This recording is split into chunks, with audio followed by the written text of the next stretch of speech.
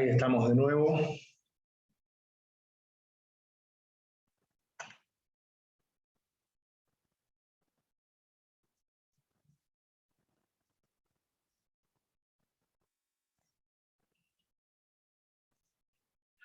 Doctor Pizarra, lo veo muy risueño.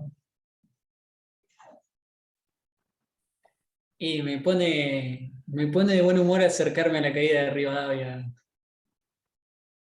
Ah, pensé que era por los chistes futboleros pedorros que me estaba haciendo. No. Porque después, Ayer prendí la tele. Prendí la tele para ver el partido de River y no estaban. Después de haber muerto en Madrid, la verdad hay que tener ganas de cargar, ¿eh?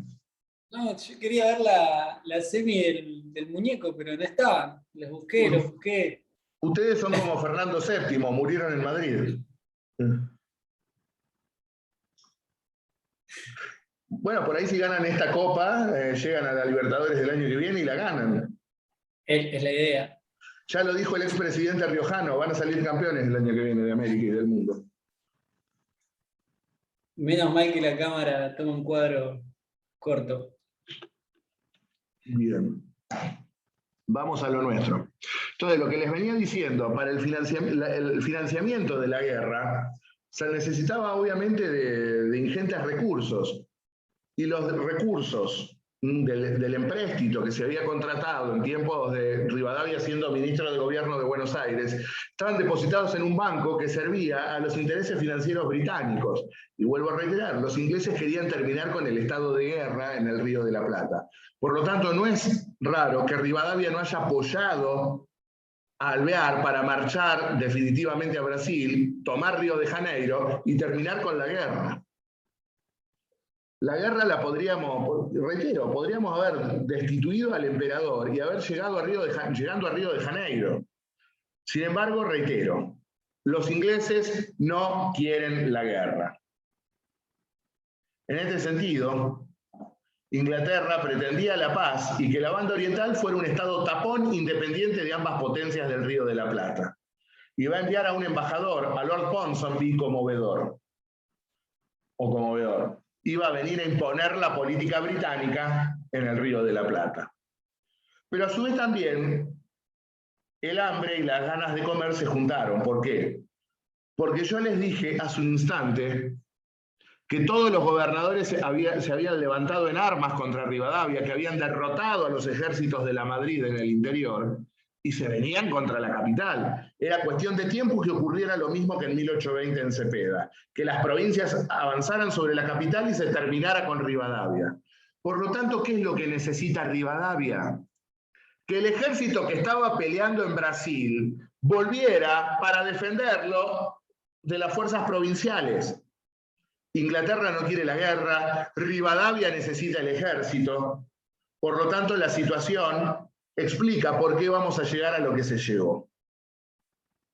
En este sentido, reitero, en abril de 1827, las provincias, con un ejército al mando de Quiroga, habían derrotado al ejército presidencial, como se le denominaba, al mando de la Madrid, y como consecuencia de ello surge una liga de gobernadores que comprendía las provincias de Córdoba, Santiago del Estero, Santa Fe, Corrientes, Entre Ríos, La Rioja, Mendoza, San Juan y San Luis. Y en esta liga de gobernadores, ¿a qué se comprometen los gobernadores del interior? A rechazar la Constitución, a auxiliarse recíprocamente contra el ejército de Buenos Aires, como lo denominaban, poner todos sus recursos para destituir a las autoridades nacionales, formar un congreso para que organizara federalmente el país y sí volcar todos los recursos también para terminar la guerra con el Brasil. Es decir, claramente los gobernadores tenían una visión patriótica. Listo, derrotamos al ejército de Rivadavia en el interior, marchemos a la capital, vamos a destituirlo, vamos a organizarnos federalmente y a terminar la guerra con Brasil y recuperar definitivamente la provincia oriental.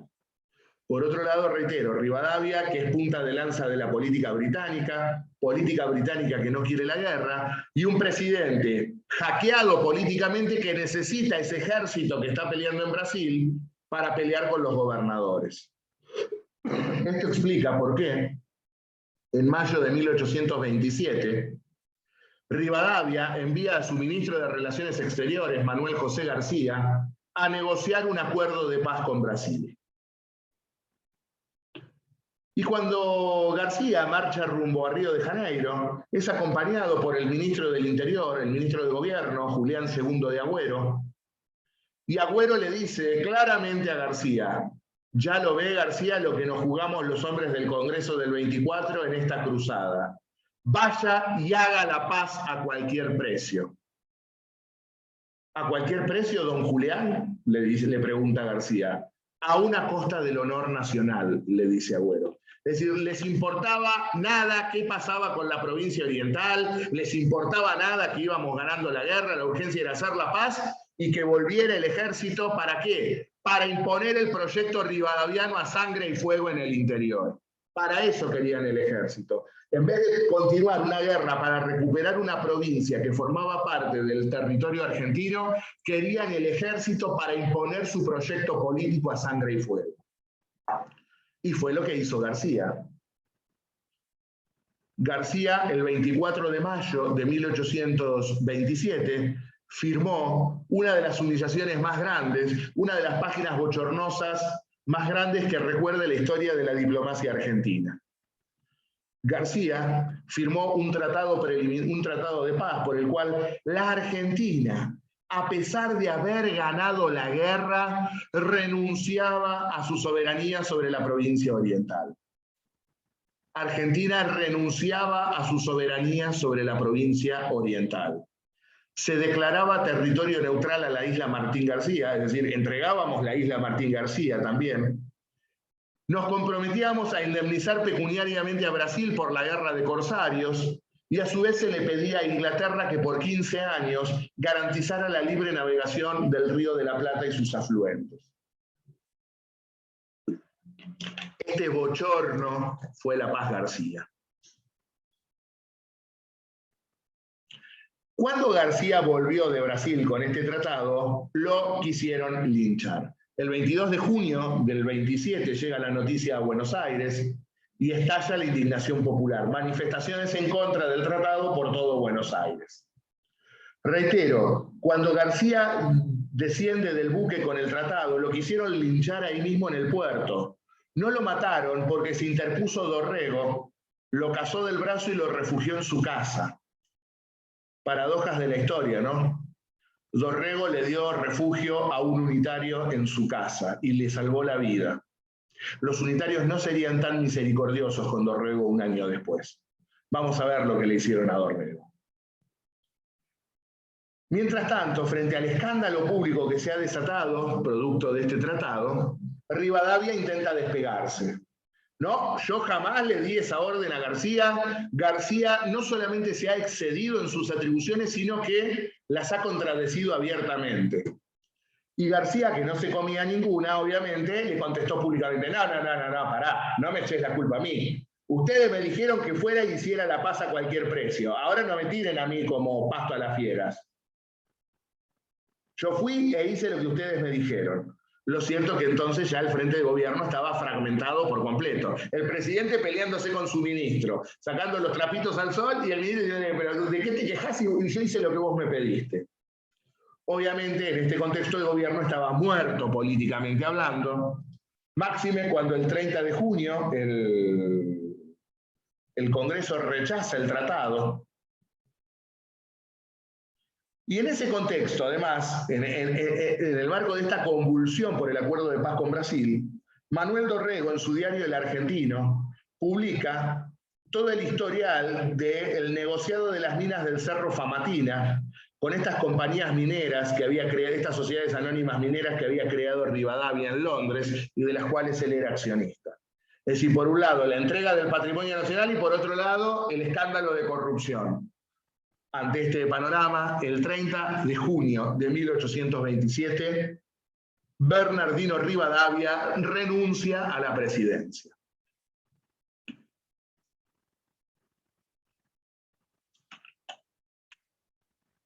Se quedó unos días más porque, bueno, había que elegir un presidente, pero el 30 de junio renunció.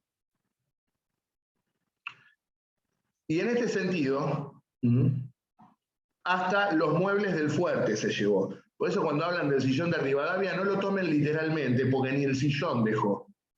Él había comprado los muebles para el fuerte, por lo tanto, como temía que el Estado no le reembolsara el dinero, por las dudas se llevó todo.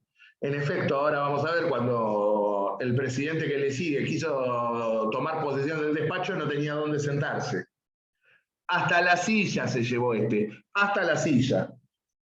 Lo cierto es que ante este estado de caos, con la renuncia de Rivadavia, la bancada unitaria y la bancada federal de Buenos Aires van a llegar a un acuerdo en el 3 de julio de 1827. Agüero en representación de los unitarios y Dorrego, es decir, el jefe unitario y el jefe federal respectivamente, pactan una ley de emergencia, que es lo que se conoció como la ley del 3 de julio de 1827, a través de la cual se nombraba un presidente provisorio hasta la reunión de una convención nacional. Se debía continuar la guerra con Brasil. Tenía que cesarse el mandato de los diputados, es decir, aquellos que ya se habían ido había que cesar sus mandatos. Este presidente provisorio debía convocar una convención nacional de un diputado por provincia y cuando ésta se instalara, liquidar lo que quedara de Congreso. Y a su vez también, lo que es más trascendente, esta ley del 3 de julio reestablece institucionalmente a la provincia de Buenos Aires. En su artículo 10, la ley del 3 de julio, restablece institucionalmente la provincia de Buenos Aires. No lo dice en esos términos, pero sí convoca al pueblo de Buenos Aires para que elija a sus representantes a efectos de gobernarse de la forma que lo crea más conveniente. Es decir, se le permitía nuevamente a Buenos Aires elegir su junta de representantes. Por lo tanto, esto es lo central de esta ley de emergencia. Pactan un presidente provisorio, la convocatoria a una convención nacional y se restablece institucionalmente la provincia de Buenos Aires. Aquella provincia que había desaparecido con la ley capital de 1826 resurge con la ley del 3 de julio de 1827. Inmediatamente el Congreso elige al creador del himno, a Vicente López y Planes, como presidente de la Nación. Reitero, en forma interina, don Vicente López. Y el cumplimiento de la ley del 3 de julio convoca a elecciones de representantes porteños, es decir, se convoca a elecciones para formar nuevamente la legislatura de Buenos Aires, elecciones a las cuales se presentan solamente los federales.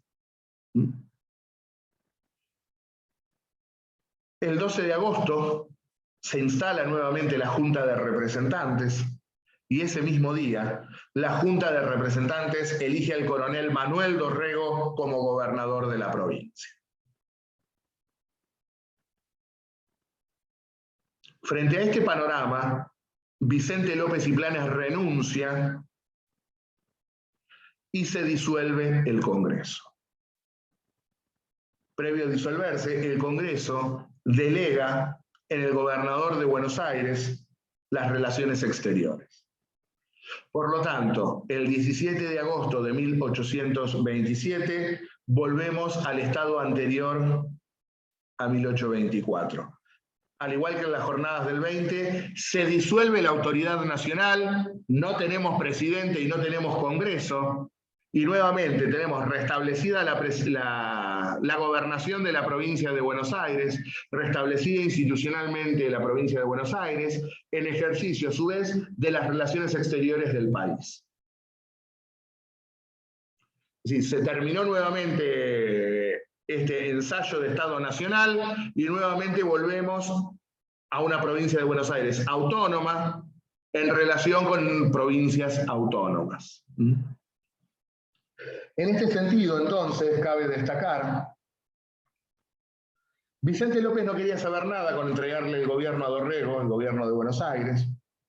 Sin embargo, los unitarios, a pesar de que estaban batiéndose en retirada, ya estaban conspirando para lo que se venía. Y Julián II de Agüero se lo dijo con todas las letras a Vicente López. No tenga miedo en allanarle el camino a Dorrego, Vicente López. Ya lo verá, será Dorrego el encargado de hacer la paz definitiva con Brasil, deberá volver el ejército y ahí veremos si efectivamente hemos sido derrotados. Fue profético Agüero. ¿Qué es lo que le estaba diciendo a Vicente López? Deje que asuma Dorrego. Total va a ser él el que tenga que hacer la paz con Brasil. Y cuando las tropas vuelvan enojadas de Brasil, vamos a ver si efectivamente hemos sido derrotados. Cuando vuelvan las tropas de Brasil, daremos el golpe de Estado e impondremos nuestro proyecto político a los palos. Esta era la visión de los unitarios. La retirada era momentánea. Entregaron a Rivadavia, pero no entregaron su proyecto político. Estaban esperando que Dorrego tuviera que hacer la paz con Brasil, y una vez que éste hiciera la paz con Brasil y el ejército volviera, usarían el ejército para terminar con la experiencia federal de Dorrego, como ya lo veremos. Y entonces, reitero, en agosto de 1827 asume Manuel Dorrego el gobierno de la provincia de Buenos Aires. Y Dorrego tuvo la difícil tarea de tratar de restablecer las relaciones entre Buenos Aires y el interior, rotas como producto de la perfidia unitaria, de la tradición unitaria. Y en ese sentido, el federalismo tenía una conducción bicéfala en ese momento. Había dos claras cabezas visibles. Por un lado, el gobernador de Córdoba, Juan Bautista Bustos, que encabezaba el proyecto federal del interior, y por el otro lado, obviamente, Dorrego, que encarnaba el federalismo de Buenos Aires. Y ambos tenían intenciones de ser los conductores de una nueva Argentina federal. Por lo tanto, Dorrego y Bustos se pusieron de acuerdo rápidamente en la necesidad de convocar a un órgano de representación nacional, pero con matices. Bustos, que claramente era el jefe del federalismo del interior y tenía prácticamente a todos los gobernadores encolumnados detrás suyo, ¿qué era lo que pretendía? Que el Congreso lo designara a él autoridad nacional. Dorrego, en cambio, considera que hay que ganar tiempo, porque si hacemos el Congreso hoy, claramente lo eligen a Bustos. Dorrego quería ganar tiempo, convocar a una convención que fuera preparatoria de un Congreso que después le eligiera a él presidente. Es decir, fíjense, en momentos en los cuales el país todavía no terminó la guerra con Brasil y con los unitarios conspirando, los dos jefes federales se pelean a ver si llamamos un congreso, si llamamos una convención, a ver si soy yo o si sos vos. En este sentido, el Partido Popular siempre tuvo estas divisiones absurdas, mientras que los unitarios se abroquelaron en defensa de sus intereses y estaban dispuestos a dar el golpe. Finalmente, se va a convocar a una convención que se reuniría en la ciudad de Santa Fe, pero sin la presencia de Córdoba.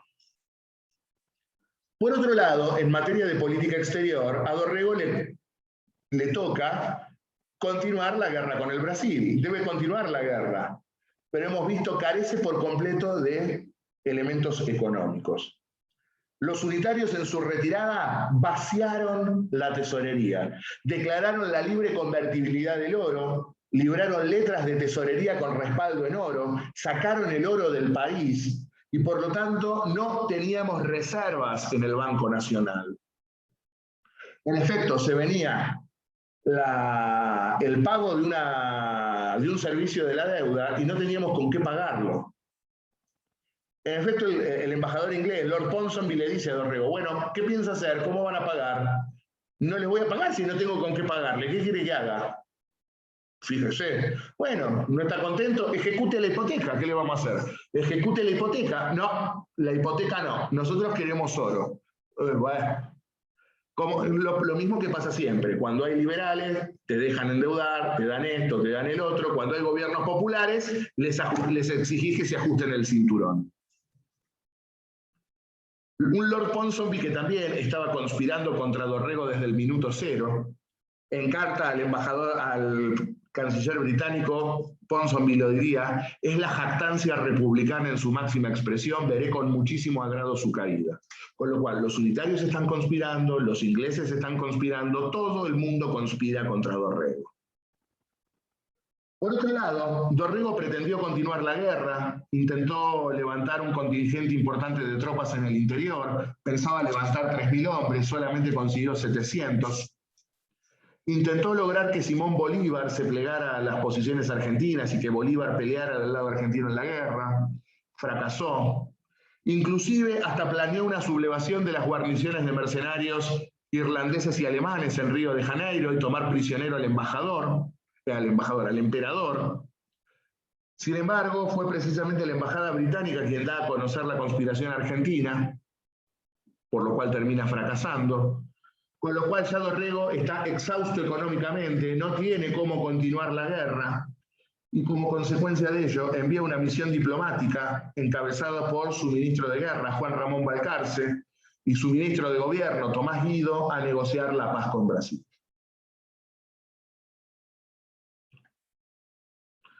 Dorrego quiso continuar la guerra y no pudo, y se vio obligado a negociar un acuerdo de paz. Esta es la diferencia. Rivadavia nunca quiso continuar la guerra y firmó la paz a cualquier precio entregando la provincia oriental. Dorrego quiso seguir la guerra y no pudo porque estaba exhausto económicamente en virtud del desastre que había hecho Rivadavia. Y en este sentido, el 24 de agosto de 1828 se firma la Convención Preliminar de Paz entre la Argentina y Brasil. Y por este acuerdo, Brasil y Argentina renuncian a la provincia oriental que se declara Estado libre e independiente de ambos contendientes. Es decir, la guerra termina como querían los ingleses, con el Estado oriental como un Estado soberano e independiente tanto de Brasil como de la Argentina. Por eso, como digo yo siempre, Uruguay es un invento inglés. No existe la uruguayidad como sentimiento nacional. Sí, ahora, luego de 200 años, claramente se ha forjado. Pero en 1827 no había una voluntad de ser una nación soberana. La mayoría del pueblo oriental quería ser argentino, era argentino, mejor dicho. Fue la perfidia unitaria la que los entregó a los brasileros, y ahora es Dorrego quien se ve obligado a tener que entregarla en definitiva, porque si bien no se la dio a los brasileros, tampoco la pudo recuperar para el patrimonio argentino. Por lo tanto, reitero, en este tratado preliminar de paz, tanto la Argentina como Brasil renuncian a la provincia oriental. Sí. ¿Por qué Brasil renuncia también? Si los que no podían seguir con la batalla eran los argentinos. Porque los brasileños también estaban exhaustos. Los habíamos derrotado militarmente. Les habíamos destruido el ejército. Y Brasil vivía una situación política interna muy brava. Estaba al borde de la desintegración nacional. Había revoluciones en los estados del norte y en los estados del sur también. Y por otro lado, Brasil siempre fue un satélite de la política británica en América Latina. Y recuerden, ¿qué era lo que querían los ingleses? Que la provincia oriental no fuera ni argentina ni brasileña. Está bien. Entonces estaban los dos bajo la política británica. Exacto. En este sentido, Rivadavia, reitero, respondía a la política británica. Dorrego no, pero Dorrego fue el peso de los hechos el que lo llevó a tener que negociar la paz. Rivadavia le entregó. Dorrego quiso seguir la guerra, pero no pudo. Y Brasil hizo lo que dijo Inglaterra. Porque inclusive Brasil había firmado un tratado de esclavatura con Inglaterra. Inglaterra, como ya estaba en plena revolución industrial, se convierte en el campeón contra la esclavitud, y Brasil era un imperio esclavista. Y los ingleses se metían en aguas jurisdiccionales brasileñas y les hundían los barcos. Hasta eso se rebajaban los brasileros. Que los ingleses les bombardearan sus propios barcos en aguas propias.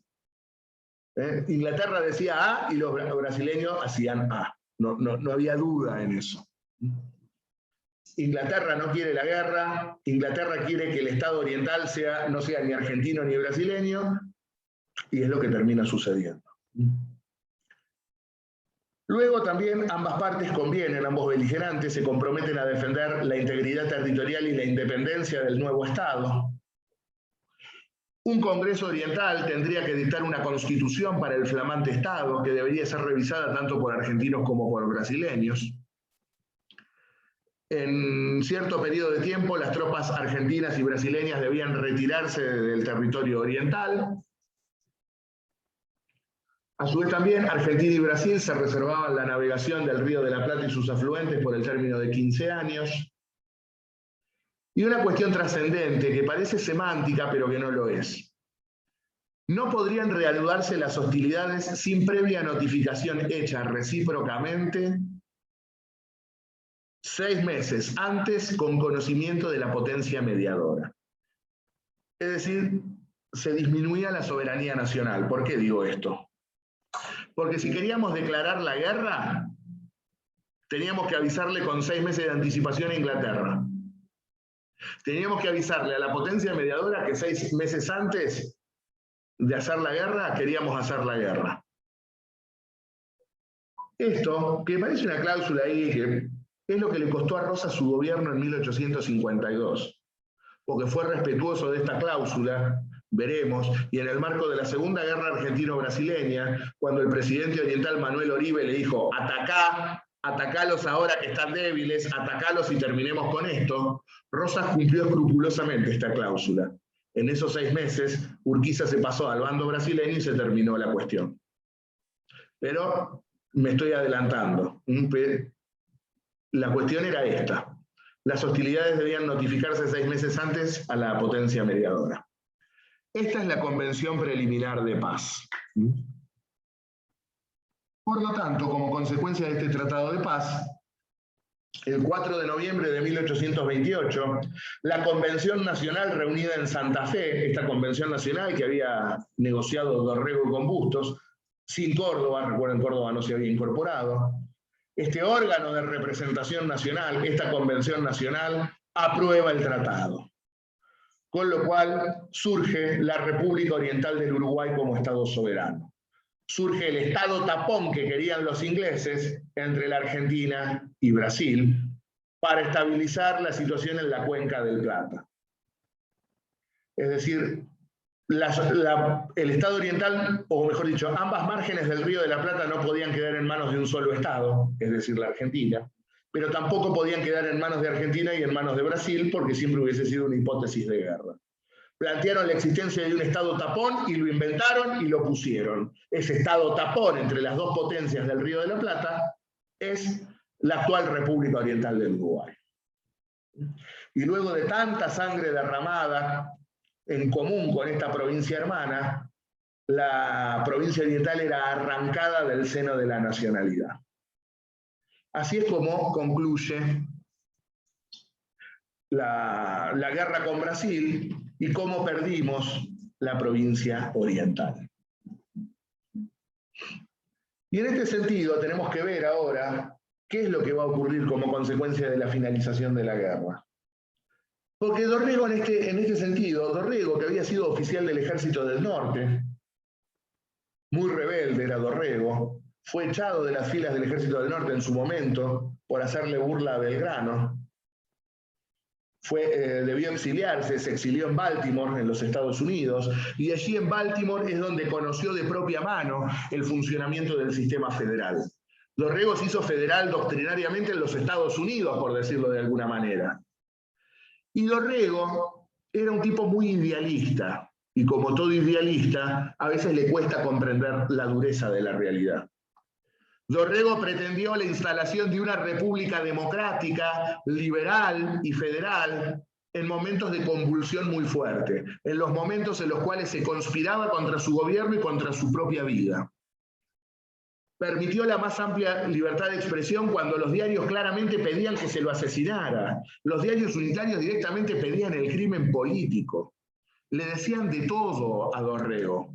Y sin embargo Dorrego los dejó hacer en momentos en los cuales quizás habría que haberse manejado con mano más dura, fortalecer el gobierno y terminar con la oposición unitaria.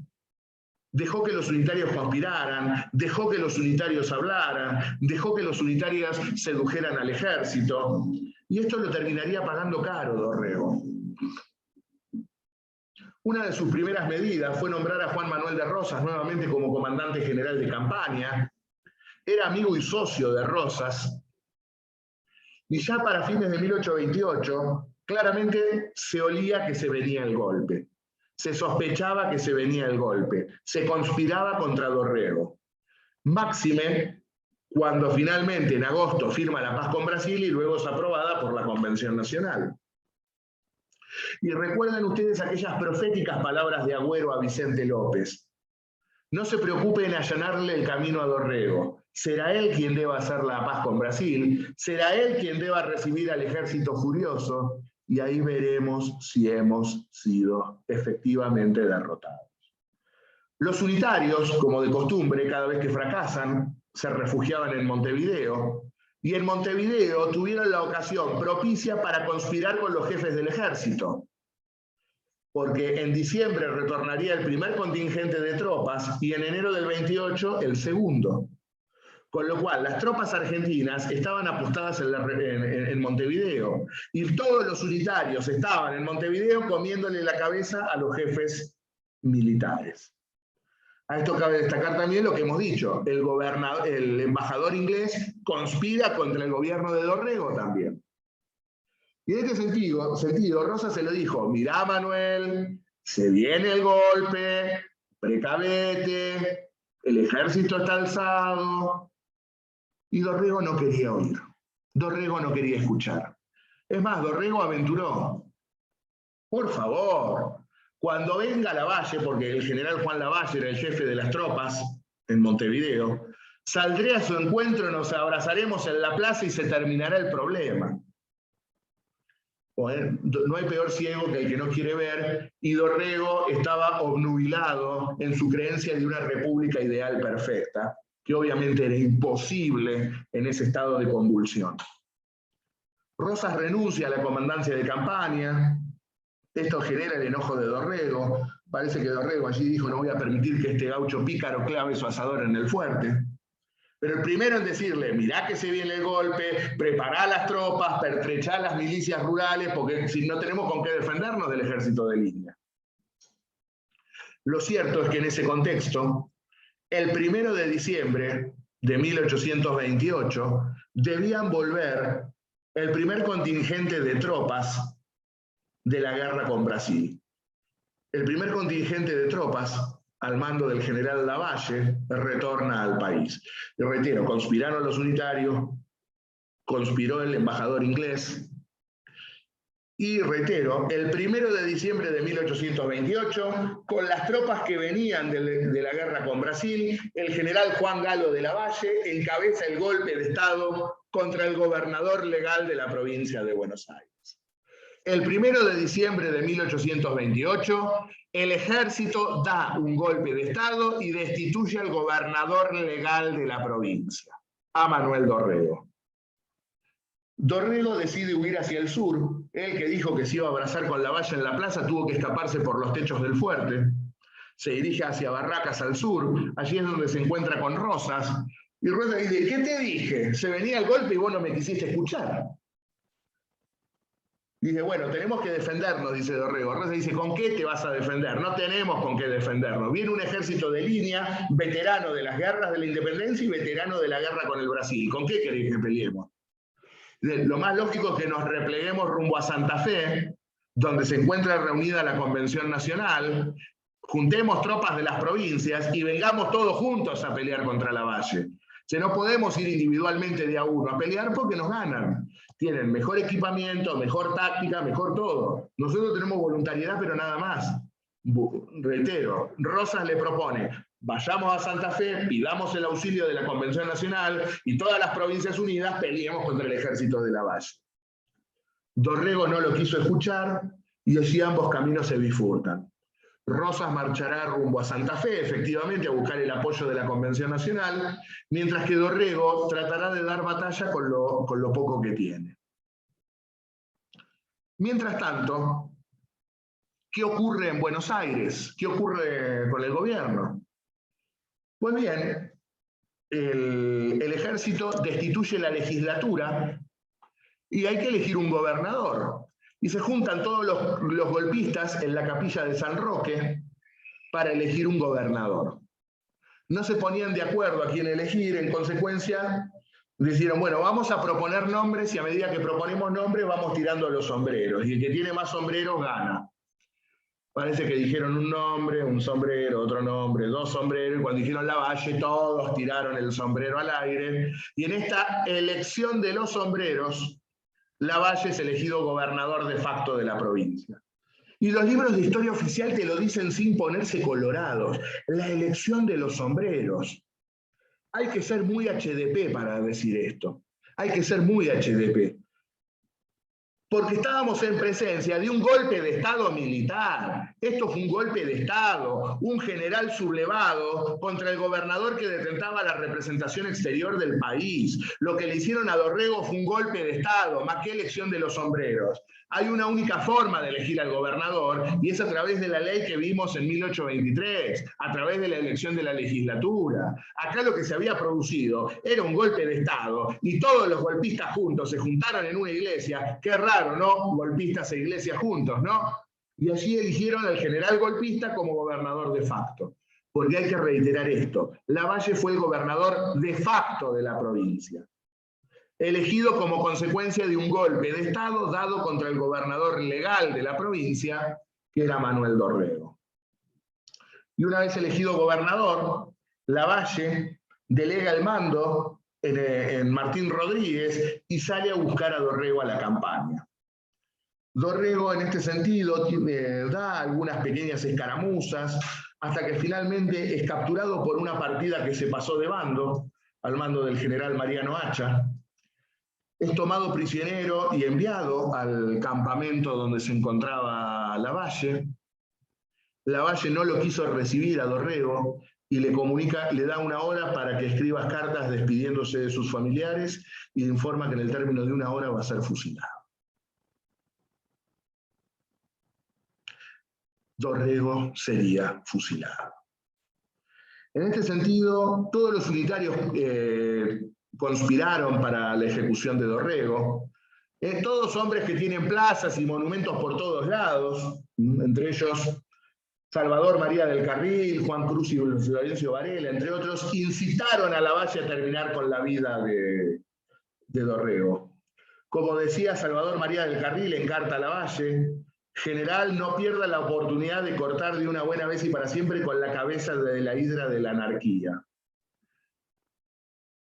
La revolución es un juego de azar en el cual hasta la vida de los vencidos debemos cobrarnos.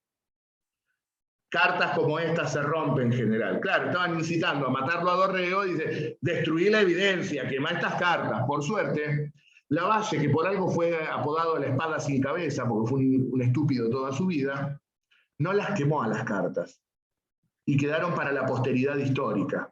Se supo quiénes fueron los que instigaron el asesinato de Dorrego. Y esto generó un escándalo político en su momento, porque este muchacho, Salvador María del Carril, luego sería vicepresidente de la Nación durante el periodo de Urquiza.